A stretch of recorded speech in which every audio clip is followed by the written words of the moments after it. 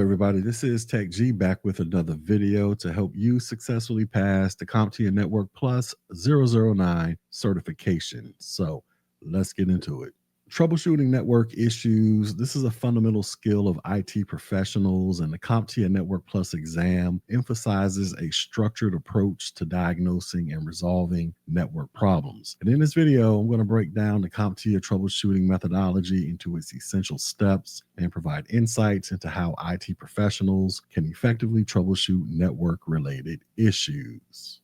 All right, so let's begin with step one, which is identifying the problem. So the first step in troubleshooting is to identify the problem accurately. Without a clear understanding of the issue, efforts to resolve it may be misdirected. And this step includes the following sub-steps. So first, you want to gather information. So begin by collecting as much relevant data as possible. And this can include system logs, error messages, and network monitoring tools such as Wireshark or SolarWinds. Then you want to question users. So users experiencing the issue, they can provide valuable information about what happened before the problem occurred. So you want to ask open-ended questions like, when did the issue start? What were you doing when the problem occurred? And have you noticed any patterns or triggers? Then you want to identify symptoms. So you want to determine the scope of the problem by identifying symptoms. So for example, is the entire network down, or is it only affecting specific users or applications? Because symptoms, they can guide you towards an initial diagnosis. Do you want to determine if anything has changed? So network issues, they often arise due to recent changes. So you want to ask if any hardware, software configuration changes were made before the issue started. Do you want to duplicate the problem if possible? So try to replicate the issue under controlled conditions, because this can help verify the nature of the problem and confirm user reports. Do you want to approach multiple problems individually? So if there are multiple issues occurring at once, separate them and troubleshoot them one at a time to avoid confusion.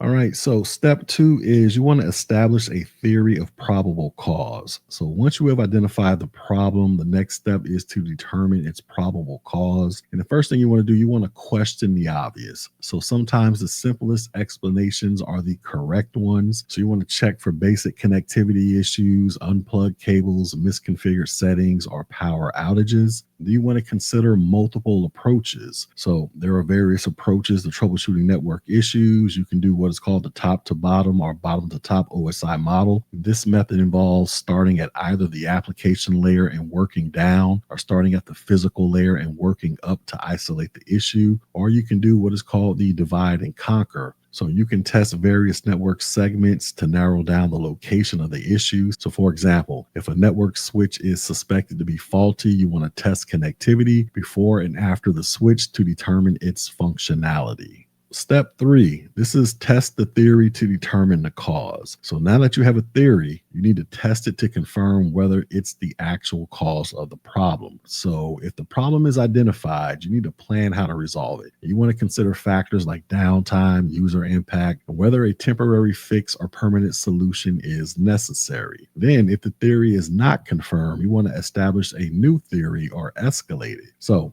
if testing disproves your theory, you want to develop a new hypothesis based on your findings. And if the issue is beyond your expertise or access level, you want to escalate it to a senior technician or vendor support.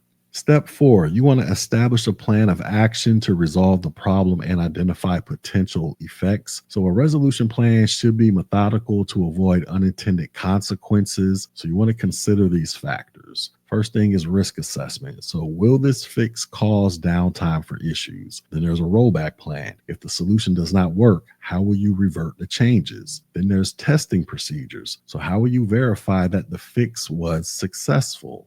Next is step five. So you want to implement the solution or escalate as necessary. After developing a plan, it's time to implement the fix, and the complexity of the solution will vary. So a simple fix like reconnecting a cable, this can be done immediately. A complex fix like reconfiguring a router, this may require scheduled downtime. And if the issue is beyond your authority, you want to escalate it to network engineers, ISPs, or hardware vendors.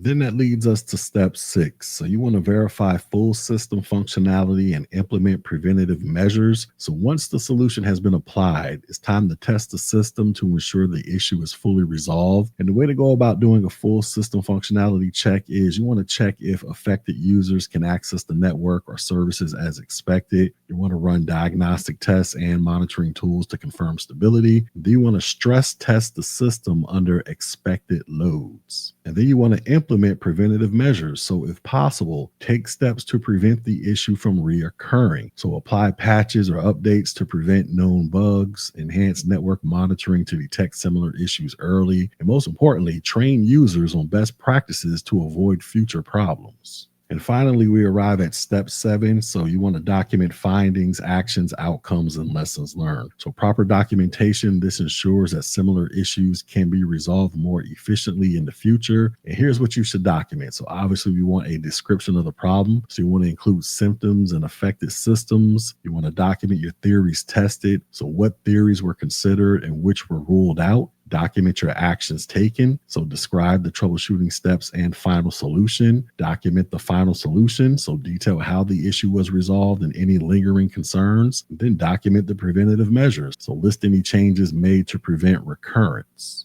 All right, so in conclusion, the CompTIA Network Plus troubleshooting methodology, this provides a structured approach to diagnosing and resolving network issues. And by following these steps, such as identifying the problem, establishing a theory, testing the theory, planning and implementing a solution, verifying functionality, and documenting results, you can troubleshoot effectively and minimize downtime. So whether you're an aspiring network technician or a seasoned IT professional, mastering this methodology is crucial for maintaining a reliable network infrastructure.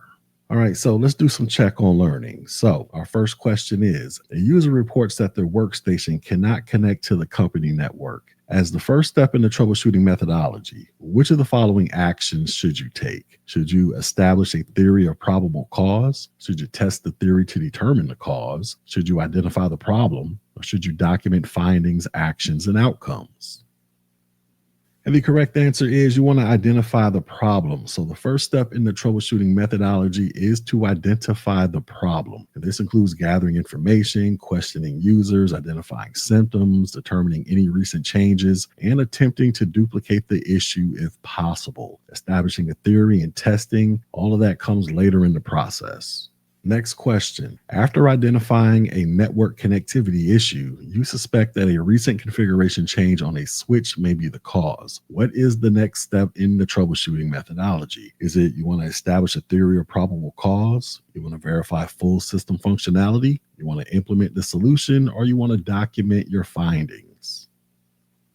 And the correct answer is you want to establish a theory of probable cause. So once the problem is identified, the next step is to establish a theory of probable cause. And this involves questioning the obvious and considering multiple approaches, such as analyzing the OSI model or using a divide and conquer strategy. Testing the theory, this follows after its establishment. And our final question, you have successfully resolved a DNS misconfiguration issue and the user's workstation is now able to connect to the network. Before closing the ticket, what is the final step in the troubleshooting methodology? Is it establishing a plan of action, implementing the solution, documenting findings, actions, and outcomes, or establishing a theory of probable cause?